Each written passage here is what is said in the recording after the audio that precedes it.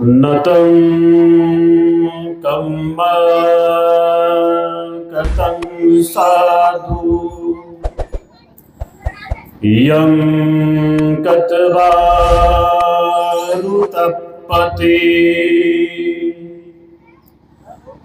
यस्य रसुमुखोरोदं विपाक परिसेवती।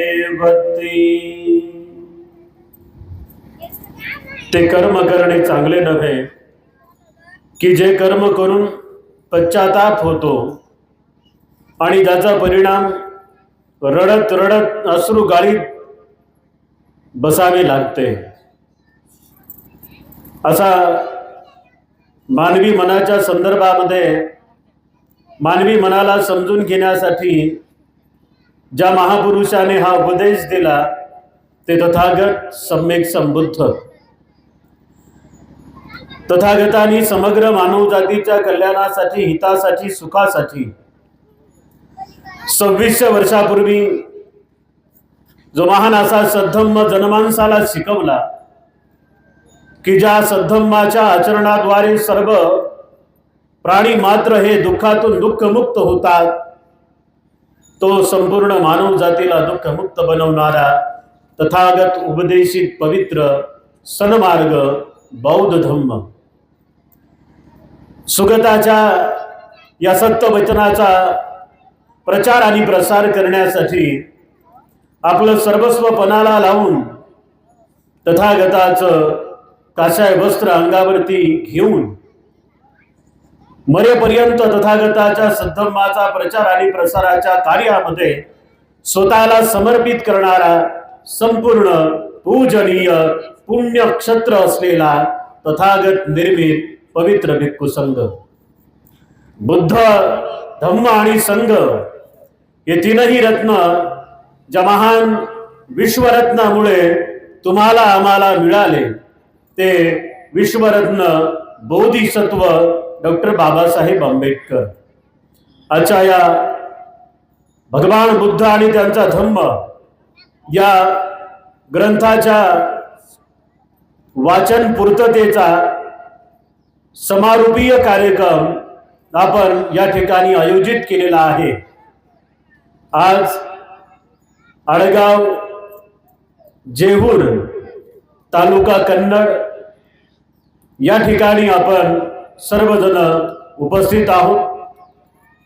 आपल्या गावातील सुंदर अशा बुद्ध विहारामध्ये गेल्या 3 महिन्यापासून डॉक्टर बाबासाहेब आंबेडकर लिखित जो ग्रंथ आपण ऐकत होता तो ग्रंथ म्हणजे भगवान बुद्ध आणि त्यांचा धम्म। हा ग्रंथ ज्या ज्या लोकांनी खूप चांगल्या पद्धतीने वाचला, हा ग्रंथ ज्या ज्या लोकांना खूप चांगल्या पद्धतीने समजून घेतला, या ग्रंथातील तत्वज्ञानानुसार ज्या ज्या लोकांनी आचरण केलं त्या लोकांचं जीवन व्यर्थ जात नाही। लक्षात घ्या, डॉक्टर बाबासाहेब आंबेडकरांना 1935 नंतर धर्मांतराच्या भूमिका त्यांनी जगजाहीरपणे सामुदायिक पद्धतीने स्पष्ट केलेल्या आहेत। डॉक्टर बाबासाहेब आंबेडकर यांना सातत्यपूर्ण असं वाटायचं की इथे प्रत्येक धर्मामध्ये एक ना एक तरी असा श्रेष्ठ ग्रंथ आहे की प्रत्येक धर्माचे लोक त्या त्या धर्मातील त्यांच्या पूजनीय धर्मग्रंथाचं पठण करतात आणि तो ग्रंथ प्रत्येकाच्या घरामध्ये ठेवतात आणि त्या ग्रंथाला महत्वाचं असं पूजनीय स्थान देतात, असं बाबासाहेबांना वारंवार वाटायचं। बाबासाहेबांनी 13 ऑक्टोबर 1935 ला येवल्या मुक्कामी धर्मांतराची घोषणा केली। डॉक्टर बाबासाहेब आंबेडकरांनी 14 ऑक्टोबर 1956 ला नागपुरात धर्मांतर केलं। डॉक्टर बाबासाहेब आंबेडकरांनी धर्मांतर केल्यानंतर धर्मांतरित बौद्धांसाठी असा एखादा ग्रंथ असावा की ज्या ग्रंथाला लोक वाचतील आणि त्या ग्रंथाच्या आधारावरती तथागत सम्यक संबुद्धांचं तत्वज्ञान समजून घेतील। आणि म्हणून डॉक्टर बाबासाहेब आंबेडकरांनी तुम्हा आम्हाला एक पावन पवित्र असा सद्धम्म आचरणासाठी, सद्धम्म समजून घेण्यासाठी एका ग्रंथाची निर्मिती केली. त्या ग्रंथाचं नाव म्हणजे तथागत भगवान बुद्ध आणि त्यांचा धम्म. या ग्रंथातील प्रत्येक पानापानावरती आम्हाला शुद्ध स्वरूपाचा तथागतांचा सद्धम्म अत्यंत सूक्ष्म पद्धतीनं समजून येऊ शकतो. प्रत्येक ग्रंथाला वाचत असताना आपण खूप चांगल्या पद्धतीनं त्याचं वाचन केलं पाहिजे. तथागत सम्यक संबुद्धांनी 2600 वर्षापूर्वी सांगितलं, ज्या ज्या लोकांना सुखी व्हायचंय, समाधानी व्हायचंय, किंवा ज्या ज्या लोकांना असं वाटतंय की आम्हाला मिळालेला मानवी जन्म हा सुखकर झाला पाहिजे, आम्हाला मिळालेला हा मानवी जन्म सार्थकी लागला पाहिजे, अशा लोकांनी खूप चांगल्या पद्धतीनं बुद्ध आणि त्यांचा धम्म हा ग्रंथ वाचला पाहिजे. तथागत सम्यक संबुद्ध असं म्हणतात की धर्मग्रंथ कितीही चांगला असला, बघा आता जो तुम्ही ग्रंथ वाचला 3 महिने, त्या 3 महिन्याच्या ग्रंथामध्ये आपल्याला समाधान सोनवणे यांनी सांगितलं असेल की सद्धम्म म्हणजे काय, अधम्म म्हणजे काय, अशा पद्धतीचे एक चॅप्टर त्याच्यामध्ये आहे, एक भाग आहे. तथागत सम्यक संबुद्ध म्हणतात की एखाद्या ग्रंथामध्ये खूप चांगल्या स्वरूपाचं तत्वज्ञान आहे, ग्रंथ खूप चांगला आहे, त्या ग्रंथामध्ये ज्ञान खूप चांगल्या पद्धतीनं लिहून ठेवलेलं आहे. फक्त ज्ञान वाचून वाचून मरेपर्यंत जरी तुम्ही ज्ञानाचं पठन केलं तरी कोणाचं कल्याण होत नाही. धर्मग्रंथाला प्रमाण मानून फक्त तुम्ही धर्मग्रंथ तुमच्या कपाटामध्ये सजून ठेवला तर त्या धम्मग्रंथाने कोणाचं कल्याण होणार नाही. सकाळी उठल्यापासून रात्री झोपेपर्यंत फक्त त्या धम्मग्रंथाचं आम्ही नाव घेत राहिलो तर माय माऊल्यांनो तुमचं मरेपर्यंत सुद्धा कवडी एवढं सुद्धा कल्याण होणार नाही. मग आम्ही 3 महिन्याच्या कालावधीमध्ये काय करायचं असते, तर तुम्ही जे केलं ते तुम्ही काय केलं, तथागत सम्यक संबुद्धाचा सद्धम्म सर्वांना समजावा यासाठी या संपूर्ण 3 महिन्याच्या कार्यक्रमाचं आपण आयोजन करत असतो. बऱ्याच ठिकाणी वेगवेगळ्या धर्मग्रंथांचं वाचन होतं. आता आम्ही ज्या ठिकाणी वर्षवास केला त्या ठिकाणी आम्ही ग्रंथ निवडला होता धम्मपद, कथा आणि गाथा. धम्मपद नावाचा त्रिपिटकामध्ये ग्रंथ आहे ज्यामध्ये 423 गाथा आहेत आणि 26 वर्ग आहेत. जसं की या ग्रंथामध्ये 7 भाग आहेत. भगवान बुद्ध आणि त्यांच्या धम्मामध्ये 7 भाग आहेत. 3 महिन्यामध्ये ते 7ही भाग वाचणं होत नाही. मग ग्रंथ पठन म्हणजे काय, ग्रंथ पठन काही लोक आम्हाला फोन करतात आणि म्हणतात भंतेजी आमच्याकडे ग्रंथ पठणाचा कार्यक्रम सुरू झालेला आहे आणि तो ग्रंथ पठण आम्ही खूप लवकर वाचतो. एका दिवसात 20 पानं, एका दिवसात 30 पानं, एका दिवसात 40 पानं, कधी कधी एक भाग आम्ही वाचून काढतो. तर याला ग्रंथ पठण म्हणतात का? नाही.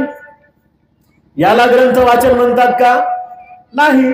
आम्हाला एक ग्रंथ किमान 15 वेळेस वाचावा लागतो आणि तेव्हा ते लोकांना आम्हाला सांगता येतं. बघा, मिलिंद प्रश्न नावाचा बौद्ध धर्मातील अतिशय महत्वाचा ग्रंथ मानला जातो. त्या ग्रंथामध्ये असलेलं तत्वज्ञान कोणत्याही विद्वान माणसाला एकदा वाचल्यानंतर समजत नाही. बौद्ध धम्म आहेच तसा. बौद्ध धम्म विज्ञानवादी लोकांचा धम्म म्हणून त्याला ओळखल्या जाते. ऐर्या गैर्या नथू कैर्याचा बौद्ध धर्म नाही, लक्षात ठेवा. बौद्ध धम्म हा विज्ञानवादी लोकांचा धम्म आहे. बौद्ध धम्म हा विद्वान लोकांचा बौद्ध धम्म आहे. बौद्ध धम्म हा सुज्ञ लोकांचा बौद्ध धम्म आहे. बौद्ध धम्म हा येड्या गबाळ्यांचा नाहीये. येड्या गबाळ्यांचा आहे का ते? अजिबात नाही.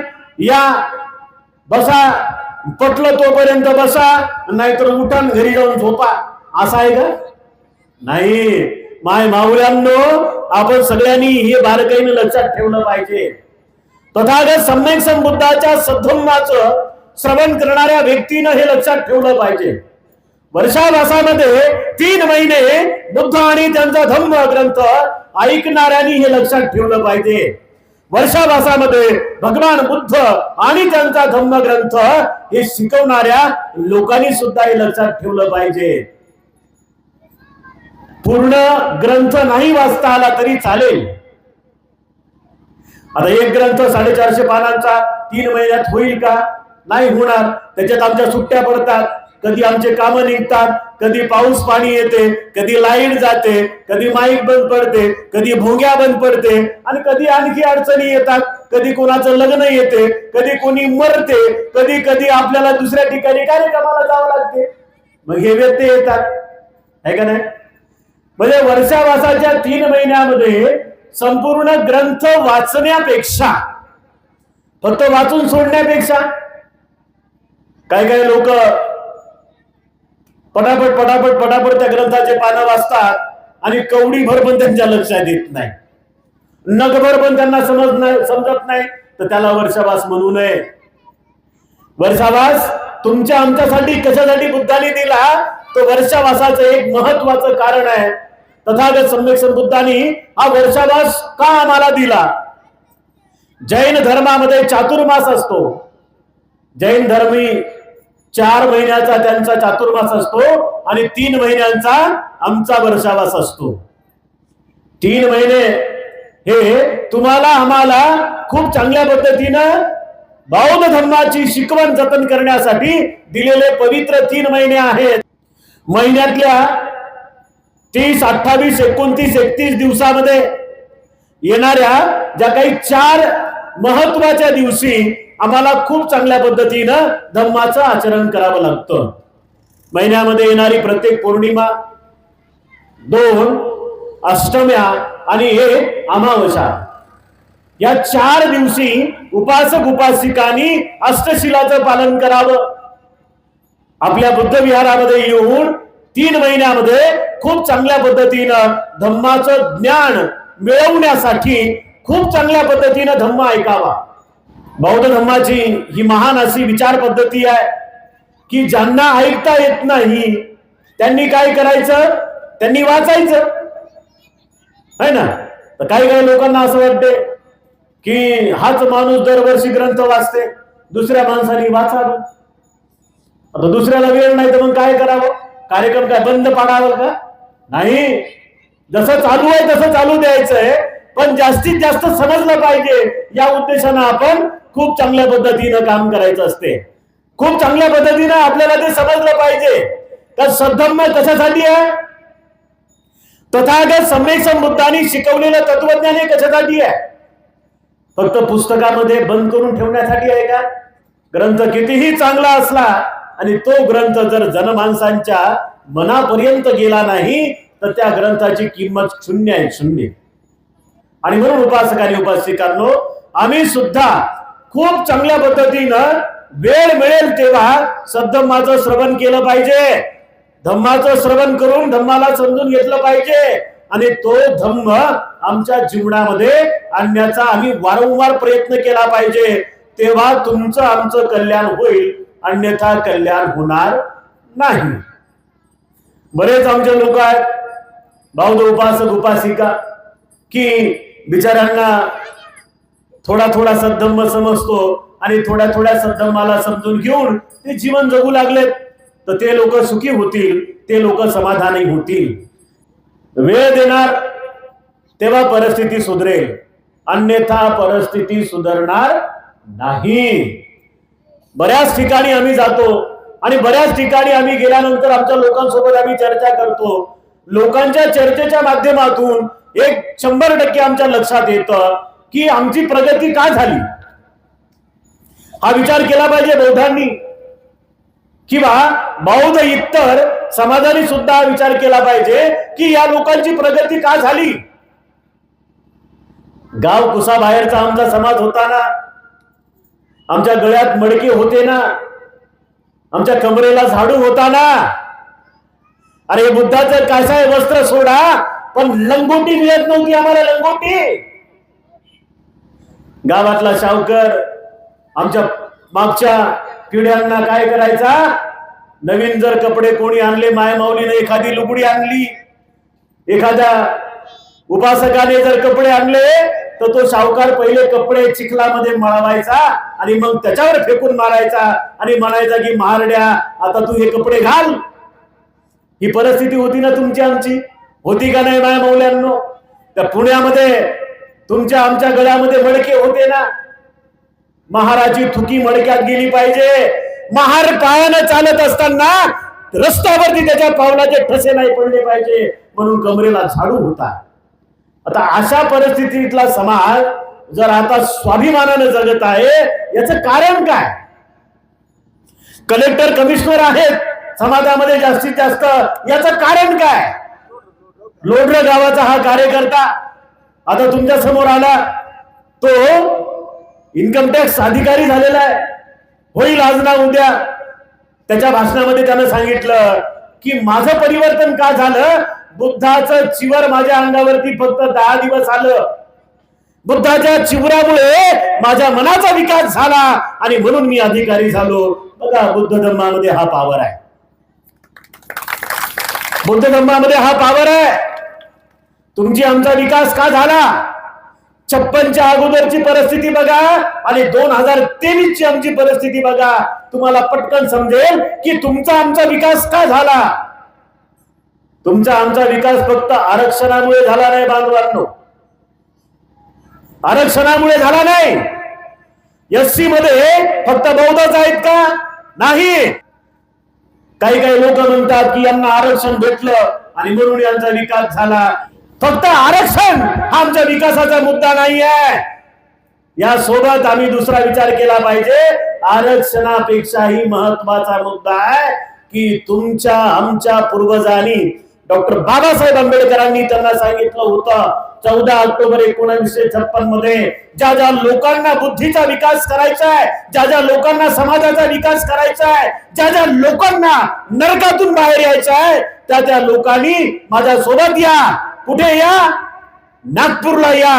दिवस ठरला 14 ऑक्टोबर 1956. तुमचे आमचे पूर्वज पायी पायी चालत गेले आणि चालत जाऊन 5 लाख लोकांनी त्या बाबासाहेबांसोबत धर्मांतर केलं आणि धर्मांतरामुळे तुमचा आमचा विकास झाला.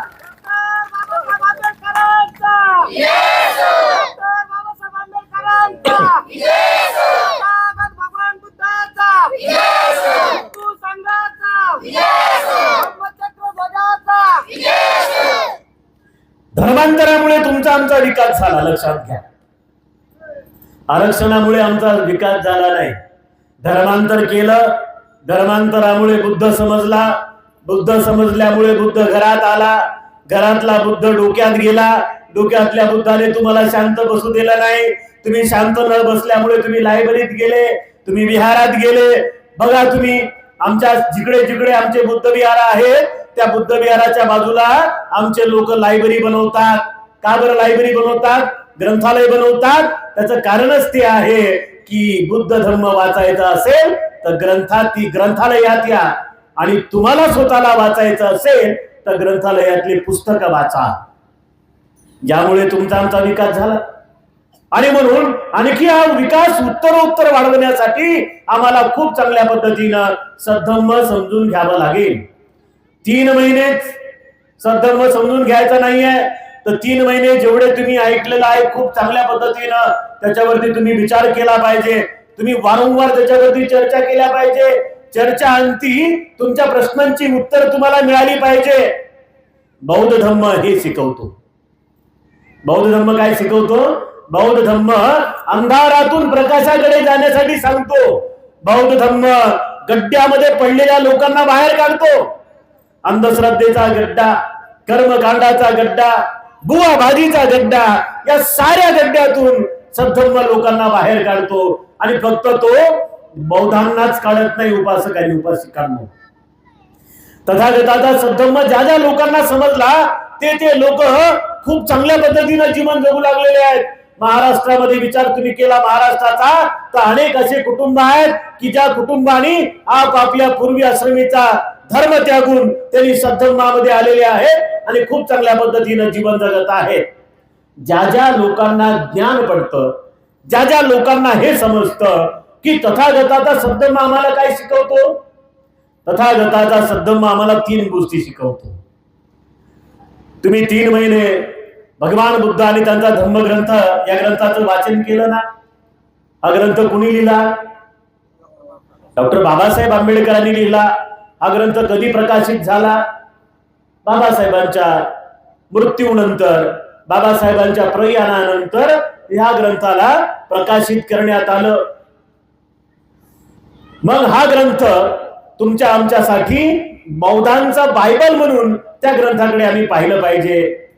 बौद्ध धर्म काय शिकवतो, हा महत्वाचा प्रश्न आम्हाला वारंवार पडला पाहिजे. इतर लोकांना जर तुम्हाला सद्धम्म शिकवायचा असेल तर तुम्ही ते समजून घेतलं पाहिजे की बौद्ध धर्म काय शिकवतो. बौद्ध धर्म शिकवतो काया शुद्धी, मन शुद्धी, वाचा शुद्धी. 3 पद्धतीच्या गोष्टी बुद्ध शिकवतात. बुद्धानं काय शिकवलं? बुद्धानं कोणाचा द्वेष करायला लावलं नाही लावलं. तथागत सम्यक संबुद्धांना मारण्यासाठी त्यांच्याच कुळातील देवदत्ताने 4 वेळेस प्रयत्न केला ना. बुद्धाने जर सांगितलं आज अजातशत्रूला की अजातशत्रू राजा होता तो बिंबिसारानंतर मगधचा राजाशत्रू, हा देवदत्त मला त्रास देऊ लागला, तर अजातशत्रूनं देवदत्ताचा कार्यक्रम लावला असता का? नाही लावला असता. पण ते केलं का बुद्धाने? नाही केलं. बुद्ध कोणाचा द्वेष करत नाही, बुद्ध कोणाचा मत्सर करत नाही, बुद्ध कोणाचा हेवा करत नाही. बुद्ध फक्त एवढंच काम करतात आणि एवढंच काम तुम्हा आम्हाला करायला लावतात. बुद्धानं सांगितलं 2600 वर्षापूर्वी काय करायचंय तुम्हा आम्हाला, तर तुम्हा आम्हाला फक्त एकच काम करायचं आहे की इथे असलेल्या माणसाची काया शुद्धी करायची आहे. काया शुद्धी. इथे असलेल्या माणसाची वाचा शुद्धी करायची आहे. वाचा शुद्धी. इथे असलेल्या माणसाचं मन शुद्ध करायचं आहे. हे काम फार मोठं आहे, हे काम छोटं नाहीये. आणि म्हणून तुम्हाला आम्हाला बारकाईने या गोष्टी लक्षात घ्यावी लागतील की वर्षावासाच्या 3 महिन्यामध्ये आम्हाला काय करायचं आहे, या 3 गोष्टी करायच्या आहे. तथागत भगवान बुद्ध आणि त्यांचा धम्म या ग्रंथामध्ये डॉक्टर बाबासाहेब आंबेडकर सुद्धा म्हणतात की बौद्ध म्हणजे कोण, बौद्ध म्हणजे कोण, किंवा या ग्रंथाचा आधार काय आहे, वर्षावासाचा आधार काय आहे, धम्मग्रंथाच्या पठणाचा आधार काय आहे, धम्मग्रंथ समजून का घ्यायचे आहेत, धम्मग्रंथातलं तत्वज्ञान आचरणामध्ये काय आणायचं आहे. तर या साऱ्यांचे कारण बुद्धाने शिकवले, बाबासाहेबांनी शिकवले. आणि इथे निर्माण झालेल्या प्रत्येक महापुरुषानं हे कारण सांगितले. खर तर बुद्धाचं तत्वज्ञान या साऱ्या लोकांना सांगितलं, पण काही काही बिचाऱ्यांना स्पष्टपणे बुद्धाचं नाव घेता आलं नाही, पण काम मात्र बुद्धाचंच केलं. ज्योतिराव फुलेंनी काम बुद्धांचं केलं. काय काम केलं बुद्धांचं? बुद्धांचं काम ज्योतिराव फुलेंनी केलं. माता सावित्रीनं बुद्धाचं काम केलं. बुद्धाचं काम कोणतं आहे? तथागत सम्यक संबुद्धाचं काम कोणतं आहे? शहाणे करून सोडावे सकल जना. शहाणे करून सोडावे सकल जना. अज्ञानी बिचारी लोक आहेत, गरीब आहेत, दारिद्र्यामध्ये पडलेले आहेत, दुःखामध्ये बुडालेले आहेत. यांचं कारण काय? हे लोक अज्ञानी आहेत म्हणून यांचं कारण हे आहे की या लोकांनी अभ्यास केला नाही, या लोकांनी समजून घेतलं नाही, या लोकांनी अध्ययन केलं नाही, या लोकांना धर्म समजला नाही, या लोकांना विचार समजला नाही. या लोकांना या सगळ्या गोष्टी न समजल्यामुळे ज्योतिराव फुलेंनी सांगितलं, विद्येविना मती गेली, मती विना गती गेली, गती विना वित्त गेले, वित्त विना शूद्र खचले. एवढे अनर्थ एका विद्येने केले. या अर्थाने इथे क्रांती सूर्य तात्यासाहेब ज्योतिराव फुले यांनी बुद्ध सांगितला. पण आता ते पुणे आणि पुण्यामध्ये ब्राह्मण, त्यांनी जर म्हटलं असतं की मी बुद्धाचा उपासक आहे तर ठेवलं असतं का ज्योतिरावांना? नाही ठेवलं असतं, है ना. गोविंदराव पानसरेंना लोकांनी ठेवलं का? मारून टाकलं. कलबुर्गीला काय केलं? मारून टाकलं. गौरी लंकेशला काय केलं? मारून टाकलं. अहो, जो माणूस ब्राह्मणांचा होता, ब्राह्मणात जन्माला आला, पण त्याला हे समजलं की अंधश्रद्धेमुळे इथे माणूस मेला जातोय, मारला जातोय, चिरडला जातोय, बर्बाद होतोय. त्या डॉक्टर नरेंद्र दाभोळकरांचं काम किती चांगलं आहे. त्याही नरेंद्र दाभोळकराला लोकांनी मारलं. भारताचं दुर्दैव आहे. ज्ञान सांगणारा तेव्हाच मोठा होतो जेव्हा तो मरतो. डॉक्टर नरेंद्र दाभोळकर होते, मरेपर्यंत तो माणूस एवढंच सांगत होता की महाराष्ट्रामध्ये, भारतामध्ये अंधश्रद्धा विरोधी कायदा आणा. अंधश्रद्धा विरोधी कायदा. बरं, अंधश्रद्धा विरोधी कायदा का आणायचा आहे? दाभोळकरांनी कोणत्या धर्माची टीका केली नाही. दाभोळकरांनी कोणत्या धर्मामध्ये पूजा अर्चा आहे त्याला वेगळ्या पद्धतीने लेखलं नाही. पण दाभोळकरांचं म्हणणं असं होतं की इथे अज्ञानपणामुळे लोकांच्या बळी जात आहेत. आता तुमच्याकडे त्या आहेत गोष्टी का नाही माहित नाही. लोक धन पाहतात, धन धन, आणि म्हणे पायाळू असलं की धन येते, आणि पायाळूला धन समजते. म्हणजे पायाळू पायासाठी लोक या गावात त्या गावात त्या गावात फिरतात आणि त्याला बोलून आणतात. येडे लोक आहेत, अज्ञानी लोक आहेत, मूर्ख लोक आहेत. या लोकांना बाहेर काढायचं आहे ना आपल्याला, त्यासाठी आम्ही भोगे लावत असतो, आहे ना. आता विहारात किती लोक येतात? विहारात लोक येतात 50. धम्म हा 50 लोकांचा नाही आहे. धम्म हा जगजाहीर आहे. धम्माची सभा जाहीरपणे झाली पाहिजे. आम्ही कोणाची टिंगल करत नाही, आम्ही कोणाचा विरोध करत नाही. पण माय बाप हो, आम्ही हात जोडून फक्त एवढंच सांगतोय, जर तुम्हाला बुद्ध समजला ना तर तुमच्या पिढ्यानपिढ्या बर्बाद होणार नाही. आमच्या पिढ्यानपिढ्या बर्बाद झाल्या होत्या ना. आमच्या पिढ्यांचा बर्बाद झाल्या. का बरं झाल्या? कारण आम्ही अज्ञानपणामध्ये वाहून गेलो. बाबासाहेबांनी आम्हाला ज्ञानी बनवलं आणि म्हणून आमच्या पिढ्यानपिढ्या सुधरत आहे. मग हा सारा कार्यक्रम कशासाठी आहे? तुमचे आमचे एकच कारण आहे की आम्हाला धम्म समजला पाहिजे. आणि धम्माचं वैशिष्ट्य काय आहे? ज्या ज्या लोकांना धम्म समजला ते लोक हे 3 गोष्टी करतात. काया शुद्धी करतात, वाचा शुद्धी करतात आणि मन शुद्धी करतात. वर्षावासाचं कारणच ते आहे. खरं तर वर्षावासा भिक्खूंचा राहतो, लक्षात घ्या. वर्षावास भिक्खूंचा राहतो. बरं, कोणत्या भिक्खूंचा राहतो? सामनेरापेक्षा मोठे, म्हणजे जे काही उपसंपादित असतात. उपसंपदा झालेल्या भिक्खूंनी 3 महिन्याचं अधिष्ठान करायचं असते. तो भिक्खूंचा वर्षावास असतो. पण उपासक उपासिकांनी सुद्धा त्या वर्षवासाचं पालन केलं पाहिजे. तथागत सम्यक संबुद्ध म्हणतात की ज्याला ज्याला सद्धम्म समजला त्यांनी खूप चांगल्या पद्धतीने आचरणामध्ये आणावं. म्हणजे तुमची काया शुद्धी होईल, तुमची वाचा शुद्धी होईल आणि तुमची मनशुद्धी होईल. तुम्ही नाही का सकाळी आंघोळ करता, है ना?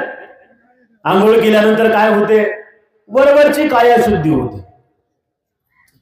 लाईट बॉय, संतूर, लक्स, अशा भरपूर ती मोती, आता दिवाळी येते ते मोती साबण असते, है ना.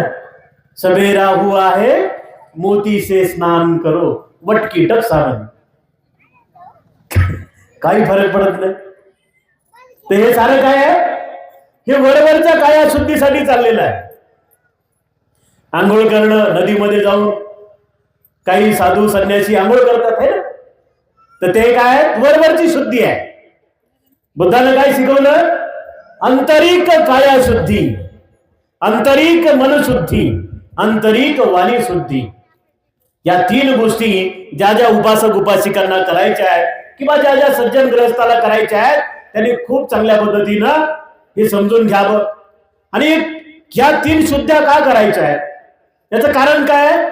कारण तुम्हाला आणि आम्हाला माणूस जोडायचा आहे. माणूस जोडायचा आहे. माणूस. सध्याची परिस्थिती फार विचित्र आहे. आपण पाहतोय घरातलेच माणसं घरातल्याच्या माणसाचं ऐकत नाहीये, तर मग समाज कसा जोडणार, महाराष्ट्र कसा जोडणार, भारत कसा जोडणार, 7 खंड कसे जोडणार आणि हे जग कसं जोडणार? बुद्धाने या आधारावर शिकवलं की माणसाला माणूस जर जोडायचा असेल तर माणसाला माणसाची कदर करावी लागेल, माणसाने माणसाला समजून घ्यावं लागेल. त्यासाठी बुद्धाने या 3 शुद्ध्या खूप बारकाईने शिकवलेल्या आहेत माय माऊल्यांनो, आणि त्या आपण खूप चांगल्या पद्धतीनं शिकून घेतल्या पाहिजे. बुद्ध काय म्हणतात? बुद्ध म्हणतात की घरातल्या माणसांना जोडायचं असेल तर सरळ सोपी गोष्ट आहे ना. मोठ्या लोकांचा घरातल्या सगळ्या लोकांनी आदर केला पाहिजे. लहान लोकांना, लहान लेकरांना किंवा आपल्यापेक्षा लहान असलेल्या लोकांना आपण समजून सांगलं पाहिजे. पण तसं होतं का? नाही होत. ते झालं पाहिजे ना.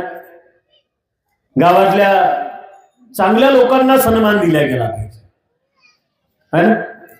गावातल्या चांगल्या लोकांना सन्मान दिला गेला पाहिजे.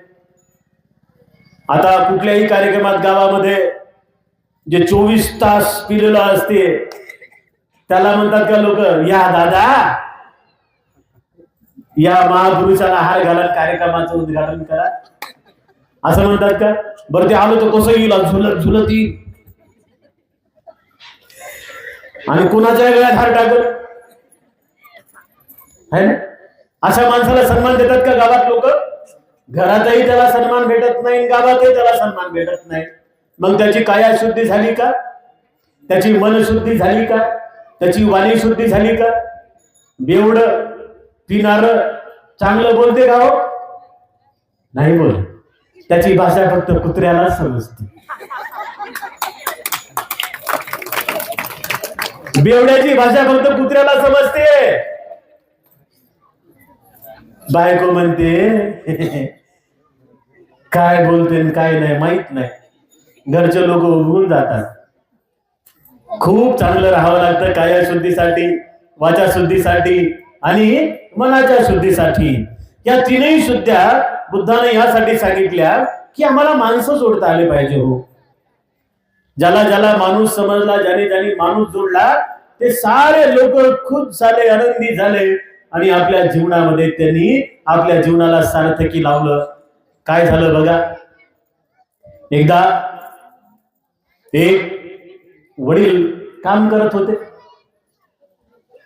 सुज्ञ वडील, शिकले सवरलेले पालक काम करत होते. पण ते कम्प्युटरवरती त्या वडिलांचं काम चालू असताना त्यांचा एक लहान मुलगा त्यांना त्रास द्यायचा. आता तुम्ही काम करत असताना माय माऊले असतील, तुम्ही सगळे उपासक, तुमच्या घरातले नातू पुतू किंवा तुमचे लहान लेकर तुम्हाला येऊन त्रास देतात, काम करू देत नाहीत. त्यांच्या मनात काहीच नसते पण ते येतात आणि त्यांना चांगलं वाटते की काहीतरी तुमच्या हातातील घेतात, काम करू देत नाही. मग आता याही माणसाला खूप अर्जंट काम होतं. त्या माणसाने कामाला सुरुवात केली पण त्यांचा लहान लेकरू येऊन 7 वर्षाचं पोरगा असेल पण त्रास देऊ लागला. वडिलांनी काय केलं, त्यांच्या बाजूला एक भारताचा नकाशाचं पेपर होता आणि ते त्या पेपरवरती, मोठ्या पेपरवरती भारताचा नकाशा होता. त्या वडिलांनी टरा 15-16 तुकडे केले आणि त्या पोराच्या हातात दिले. आता वडील काम करायला लागले. एवढंसं 7 वर्षाचं पोरग, त्याला काय समजतं? बापाला वाटलं की आता टेन्शन नाही, 1-2 तास काही येतच नाही आता. पण पोरग 5 मिनिटानंतर लगेच तयार झालं, नकाशा घेऊन. या घ्या म्हणे पप्पा, नकाशा जोडला. बापाला कठीण वाटलं. अरे नकाशा आहे ना तो, कन्याकुमारी, काश्मीर हे सगळे भाग त्याच्यामध्ये, भारताच्या नकाशामध्ये. 4ही कोपरे त्यांनी व्यवस्थित भारताचा नकाशा जोडला आणि बापा जाऊन आणून दिला. बापानं सहज पोराला प्रश्न विचारला, 7 वर्षाच्या पोराला प्रश्न विचारला, अरे बाबा एवढं अवघड काम तू कसं केलं रे? पोरगा म्हणे की तुम्ही नकाशाचे फाडलेले तुकडे माझ्या हातामध्ये दिल्यानंतर मी नकाशा जोडू लागलो, पण नकाशा काही जुळत नव्हता. पण नकाशाच्या उलट्या बाजूने पाहिलं, मला बुद्धाचं चित्र दिसलं. मी पहिले बुद्ध जोडला, नकाशा आपोआप जोडला गेला होता. त्यांनी काय केलं? नकाशा जोडताना उलट्या बाजूने पाहिलं तर बुद्धाचं चित्र होतं. त्यांनी पहिले बुद्ध जोडला, उलट पेच केला, भारताचा नकाशा जोडला होता. तर त्या पद्धतीनं तुम्हाला आम्हाला आता हे फाटलेले नकाशे जोडावे लागतील. हे फाटलेले नकाशे म्हणजे काय? आमच्यातला दूर गेलेला माणूस, तसं आडगाव जेऊरले चांगलं आहे. आम्ही लय चांगल्या पद्धतीने ऐकतो की आडगाव जेऊरले चांगला आहे, कारण या गावामध्ये बाबासाहेबांसोबत काम करणारा माणूस होता, ज्यांचं नाव होतं पिट्टी बहिरव. गाजलेलं गाव आहे. आम्ही पहिल्यांदा आलोय, पण गाव गाजलेलं आहे. आणि म्हणून उपासक आणि उपासिकांनो, तुम्ही आम्ही हे काम वारंवार करावं की जे काम तथागतांनी तुम्हाला आम्हाला सांगितलेलं आहे, जे काम बाबासाहेबांनी तुम्हाला आम्हाला सांगितलेलं आहे. तथागत भगवान बुद्ध असं म्हणतात की इथे माणसाला सुखी बनवण्यासाठी, इथे माणसाला समाधानाने जगण्यासाठी, इथे मिळालेल्या माणसाचं जीवन फुलवण्यासाठी, इथे मिळालेल्या माणसाच्या जीवनातील संपूर्ण दुःख बाहेर काढण्यासाठी त्यांनी सद्धम्माला खूप चांगल्या पद्धतीने समजून घ्यावं. आणि त्यासोबत त्यांनी या 3 सुचिता राखाव्यात. पहिली सुचिता म्हणजे कायानुसुचिता. खूप चांगल्या पद्धतीने कायाने कर्म करावे. ही काया वारंवार येणार आहे का? नाही येणार आहे. हा मानवी जन्म पुन्हा पुन्हा येणार आहे का? नाही मिळणार आहे. अरे तुमचा पद, श्रीमंती, पैसा, घर, गाडी, शेती, बाडी, साडी, हे काही नाही. हे काय टिकणार आहे का? हे कायमस्वरूपी टिकणार आहे का? अजिबात टिकत नाही. आणि म्हणून या भ्रमातून आम्ही बाहेर आलं पाहिजे. हे जे काया मिळालेली आहे, हे जे शरीर मिळालं आहे, हे जे मानवी जन्म मिळालेला आहे, हा मानवी जन्म साधा सुपात भेटत नाही. याला खूप प्रयत्नाने मानवी जन्म मिळत असतो. अनंत पुण्यकर्म असतात आणि अनंत पुण्यकर्मामुळे मानवाचा जन्म माणसाला मिळत असतो. आणि म्हणून माणसाने माणसासारखं वागण्यासाठी, माणसाने माणसासारखं ऐकावं लागतं. माणसाने माणसासारखं राहण्यासाठी त्याला माणसासारखं खावं लागतं. माणसाने माणसासारखं संपूर्ण गोष्टी कराव्या लागतात, तेव्हा लोक त्याला माणूस म्हणतात. आणि म्हणून माणूस बनण्यासाठी तुम्ही आम्ही सर्वात प्रथम ही कायाशुद्धी केली पाहिजे. कायाशुद्धी करणं अत्यंत गरजेचं आहे. कायाशुद्धी कशी करायची आहे? इथले साधू संत सांगून गेलेले आहेत, पण आम्हाला समजलं नाही बिचाऱ्यांनो. आम्ही त्याच्याकडे लक्षच नाही दिलं. आम्ही लहान असताना आमच्या गावात मंदिरातून एक अभंग सतत कानावरती पडायचा. तो अभंग आज आम्हाला समजू लागलाय की त्या अभंगाची खरी ताकद काय. एक अभंग होता, रूप पाहता लोचनी सुख झाले हो साजनी. रूप पाहता लोचनी सुख झाले हो साजनी. हा अभंग आहे, ही ओळी आहे. खूप चांगल्या पद्धतीनं याच्यामध्ये तत्वज्ञान लपलेलं आहे. यामध्ये काय सांगितलेलं आहे? याच्यात सुद्धा कायाशुद्धी आहे. कधी समजली नाही. कायाशुद्धी म्हणजे काय? अरे या रूपाला पाहता पाहता, रूप पाहता लोचनी. 2600 वर्षापूर्वी बुद्धाने सांगितलं ना. बुद्ध काय म्हणतात? या उघड्या डोळ्यानं काय दिसतंय? अरे फसवेगिरी आहे ना सगळी. त्या उघड्या डोळ्यानं दिसलेल्या रूपामध्ये हे सगळं काही फसवेगिरी आहे. उघड्या डोळ्यांनी पाहणारे लोक कधी सुखी होत नाही. या डोळ्यांना बंद करावं लागते. रूप पाहता लोचनी सुख झाले हो साजनी. म्हणजे डोळे बंद करून जेव्हा आम्ही रूपाला पाहतो, या नाकपुड्यातून येणाऱ्या जाणाऱ्या श्वासावरती लक्ष केंद्रित करतो, त्याला बुद्धांनी म्हटलं ध्यान, अनापान सती, विपස්සना साधना. साधनेच्या आधारावरती जेव्हा मनुष्य स्वतःला पाहतो तेव्हा त्याला समजते की हे सगळं काही अनित्य आहे. ही 3.5 हाताची काया शाश्वत नाही आहे, नश्वर आहे. आणि मग या नश्वर शरीरावरती आसक्ती ठेवून काय फायदा आहे? मी माझ्यासाठी असं करून करून अख्खं आयुष्य बर्बाद होऊ लागलं तर अशा लोकांची काया शुद्धी होत नाही. आणि म्हणून काया शुद्धीसाठी बुद्धानं सांगितलं, काया शुद्धी करायची असेल तर कशी करायची? तर कायानुपස්සना करायची. खूप बारीक पद्धतीने आम्हाला बघावं लागेल की आमच्या डोळ्याने काय करू लागलो, आमच्या कानाने काय करू लागलो, आमच्या नाकाने काय करू लागलो, आमच्या जिभेनं काय करू लागलो, आमच्या शरीरानं काय करू लागलो आणि आमच्या मनानं काय करू लागलो. लोक म्हणतात की यांच्यामुळे दुःखी झालो, यांच्यामुळे समाधान नाही आहे, यांनी काहीतरी करणी केली, यांनी काहीतरी जादू टोना केला. हे काही नसते करणी फिरणी जादू टोना, भूत नाचवणं, भूत अंगातून काढणं, हे सगळं सोंग आहे, ढोंग आहे. ह्याच्या मागे लागू नका. बुद्धानं त्यावेळेस त्या काळी सांगितली की काया शुद्धी झाली पाहिजे. कोणी कोणाचं बरं वाईट करत नाही, बरं वाईट करते ते तुमचं फक्त मन. आणि जर तुमचं मन तुमच्या ताब्यात आहे तर कोणताच पठ्या तुम्हाला दुःखामध्ये टाकू शकत नाही. कायेचे कर्म कोणते आहेत? कायेचे कर्म चांगले आहेत. दान देणे, दान देणे हे कायेचं कुशल कर्म आहे. अशा कार्यक्रमामध्ये मदत करणे हे कायेचं कुशल कर्म आहे.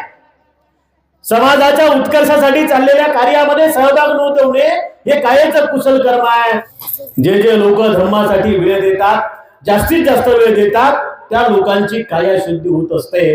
आणि म्हणून बुद्धानं शिकवलं की माणसाने काया शुद्धी करावी. काया शुद्धी एका दिवसात होत नाही, किंवा असं काही कुठला अमृत नाही की जे अंगावर शिंपडलं की म्हणजे माणूस खूप चांगल्या पद्धतीनं कायाची शुद्धता करून घेईल. काया शुद्धी कशाने होते? तर काया शुद्धी पाप विरहित जीवन जगल्यानंतर होते. कुशल कर्म करू नका, खूप चांगले कुशल कर्म करा. डोळ्याने कुशल कर्म करा, नाकाने कुशल कर्म करा, कानाने कुशल कर्म करा, जीवेनं कुशल कर्म करा, शरीरानं कुशल कर्म करा, चित्तानं कुशल कर्म करा आणि कायाची शुद्धता करून घ्या. याला बुद्धानं म्हटलेलं आहे काया शुद्धी. आणि तीच कडी डॉक्टर बाबासाहेब आंबेडकर, भगवान बुद्ध आणि त्यांचा धर्म या ग्रंथामध्ये आणतात. आणि ते म्हणतात की बौद्धांनी सर्वात पहिले काया शुद्धी करावी. म्हणजे कायेनं असे कुठलेही अकुशल कर्म करू नये की जे कर्म दुःखामध्ये टाकतात. आता वाचिक शुद्धी आहे, वाचा शुद्धी. बुद्ध म्हणतात की वाचेची शुद्धी करायची असेल तर सद्धम्म पहिले ऐकावं लागेल. सद्धम्म ऐकल्याशिवाय सद्धम्म बोलता येणार नाही ना. आमचं सुरू आहे त्या टीव्ही मध्ये, त्या मोबाईल मध्ये आमचे पोरं पाहत राहतात. टिकटॉक, इंस्टाग्राम, फेसबुक, काय भरलेलं आहे त्याच्यात? काय कानावर चांगले शब्द पडणार आहेत का? काय डोळ्यानं चांगलं दिसणार आहे का? नाही. आणि म्हणून या सगळ्या लहान लहान लेकरांना जर संस्कारित करायचं असेल, मोठ्या लोकांनी जर संस्कारित व्हायचं असेल तर आपली वाचा शुद्धी झाली पाहिजे, आपली वाणी शुद्ध झाली पाहिजे. बुद्धानं काय सांगितलं 2600 वर्षापूर्वी? बुद्ध म्हणतात चांगलं बोलता येत नसेल तर शांत राहा, वाईट वक्त बोलू नका, बोलता आलं तर धम्म बोला, नाहीतर मग तोंडाला कुलूप लावा, कुलूप. शांत राहा, है ना, शांत राहा. पण अशा कार्यक्रमात आम्ही जेव्हा जातो, खूप चांगल्या पद्धतीने आमचं प्रवचन सुरू असते आणि दुसरी बाई तिसऱ्या बाईला म्हणते, माय लय चांगली साडी आणली व.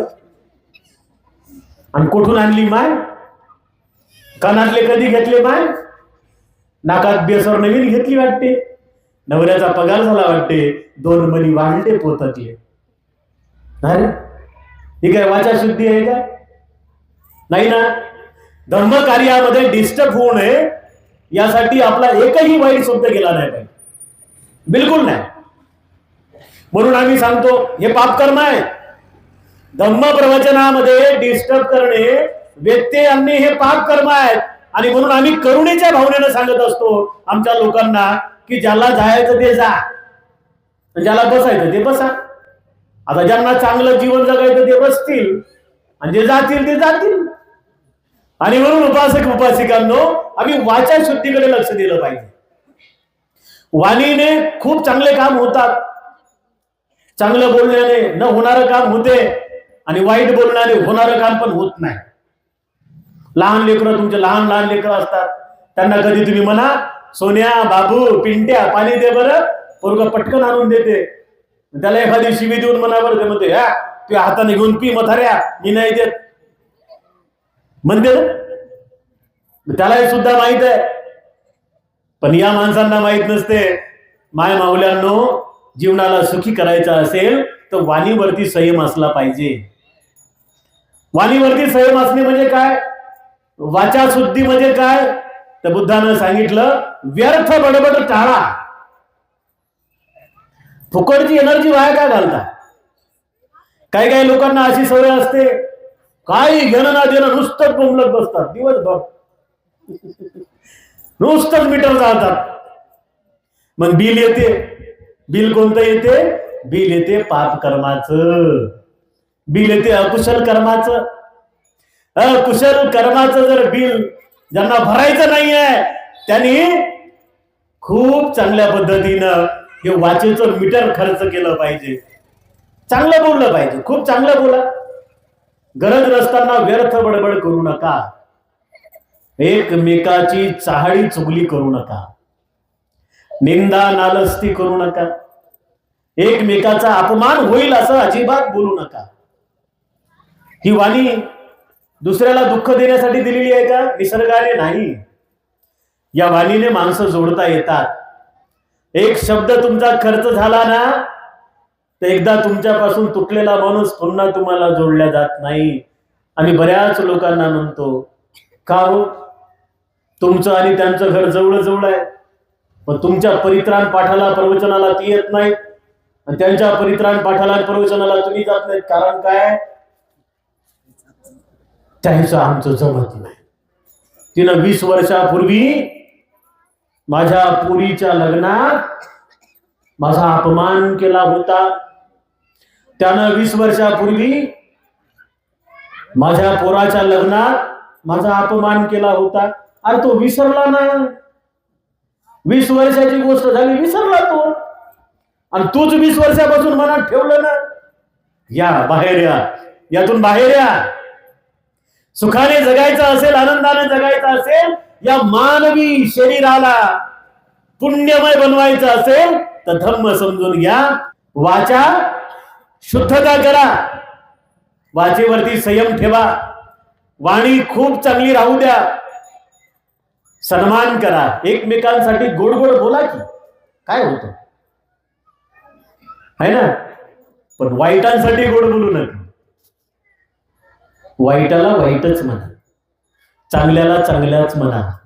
वाईटाच्या शरण जाऊ नका. सद्धम्माचं पालन करणाऱ्या लोकांना गुरु माना. सद्धम्म शिकवणाऱ्या लोकांना शिक्षक माना, आदर्श माना. चांगल्यांची पूजा करा. दुर्जनांच्या संगतीत जाऊ नका. मूर्खांचा राजा बनू नका. मूर्खांचा राजा बनू नका. विद्वान लोकांचा सेवक बना. सेवक हे कल्याणाच्या गोष्टी आहे. आणि म्हणून तथागत सम्यक बुद्धाने सांगितलं होतं की आमच्या वाचेवरती आमचा संयम असला पाहिजे. आमच्या वाचेची शुद्धता झाली पाहिजे. याला बुद्धाने म्हटलेलं आहे वाचा शुद्धी. नंबर 3. आता शरीराला चांगलं बनवायचं आहे, वाणीला चांगलं बनवायचं आहे.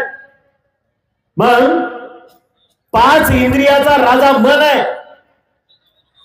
त्या मनाला आम्हाला चांगलं बनवावं लागेल. आणि म्हणून बुद्धाने सांगितलं मनाची शुचिता करा, मनाची शुद्धता करा. मनाला कोणत्या साबणानं धुता येत नाही. मनाला निरिम्यानं धुता येत नाही. मनाला कशानं धुवावं लागतं? मनाला धुण्याचं एक महान मोठं काम बुद्धानं त्या काळी त्यावेळी सांगितलं. बुद्ध म्हणाले, ज्या ज्या लोकांना मनातली घाण साफ करायची आहे त्या त्या साऱ्या लोकांनी काय करायचं आहे, जेव्हा वेळ मिळेल तेव्हा पाठीचा कणा सरळ करा, डोळे बंद करा, डाव्या हातावर उजवा हात ठेवा, मांडी घालून येणाऱ्या जाणाऱ्या श्वासावरती फक्त लक्ष केंद्रित करा. रुपया खर्च होत नाही माय. लोक हे करण्यासाठी लाखो रुपये खर्च करू लागलेले आहेत. हेच बदलण्यासाठी लोकांचे दुकान आहेत मोठमोठे. दुकानातून लोक तुम्हाला सांगतात की आमच्याकडे या, आम्ही तुम्हाला सुखी बनवू, आम्ही तुम्हाला आनंदी बनवू, आम्ही तुम्हाला निरोगी बनवू. बुद्धानं त्या काळी त्यावेळी सांगितलं, अरे तूच आहेस तुझ्या जीवनाचा शिल्पकार.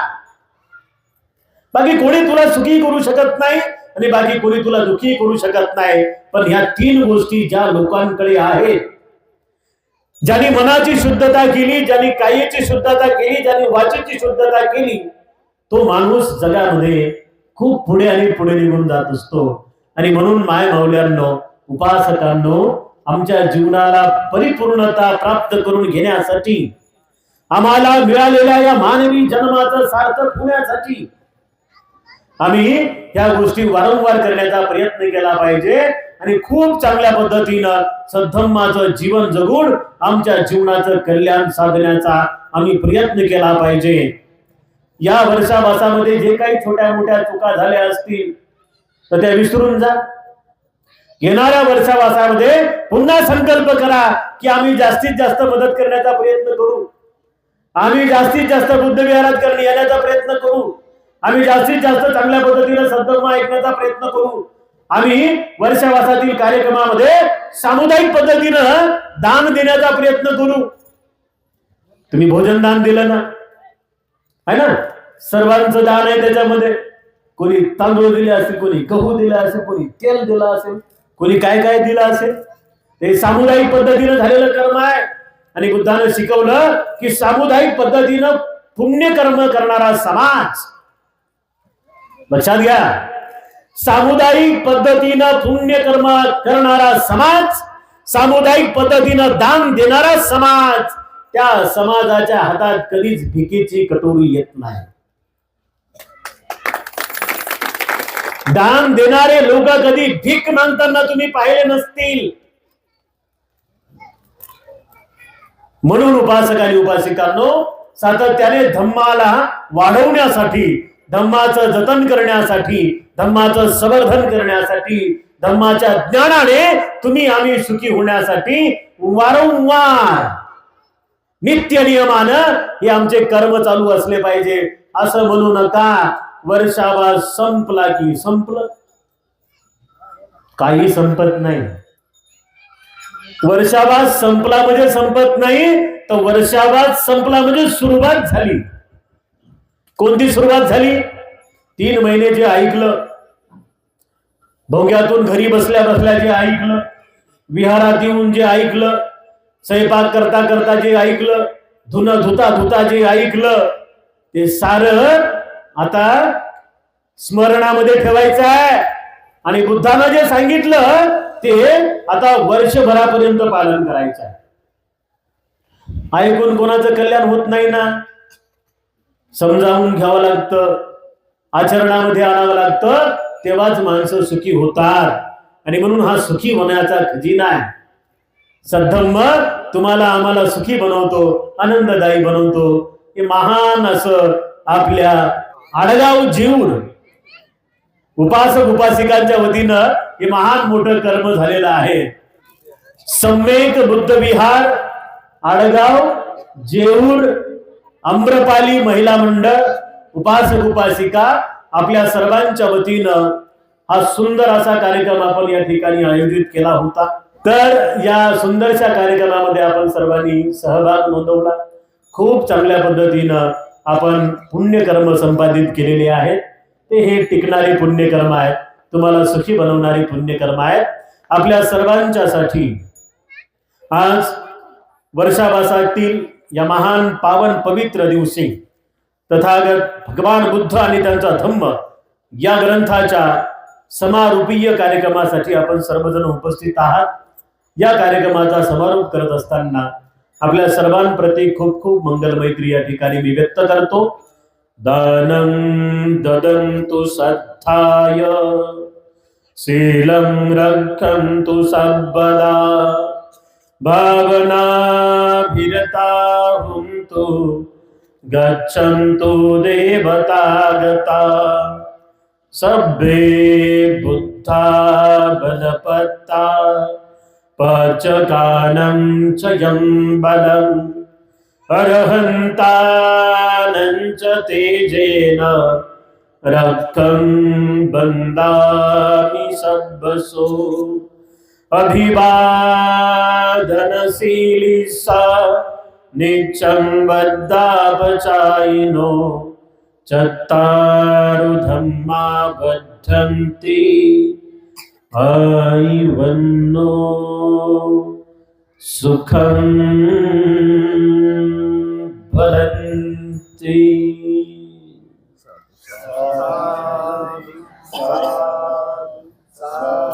बुद्धं नमामि धम्मं नमामि संघं नमामि। अडगाव जेऊर येथील सर्व उपासक उपासिकांचं मंगल हो, आपल्या संपूर्ण गावाचं कल्याण हो, आपल्या संपूर्ण गावाचे दुःख नष्ट हो, आपल्या संपूर्ण गावाला खूप सुख शांती समाधान प्राप्त हो, अशा पद्धतीची मंगल मैत्री आपल्या सर्वांविषयी व्यक्त करतो। आणि आजचा हा धम्म सोहळा या ठिकाणी संपन्न झाला असं जाहीर करतो।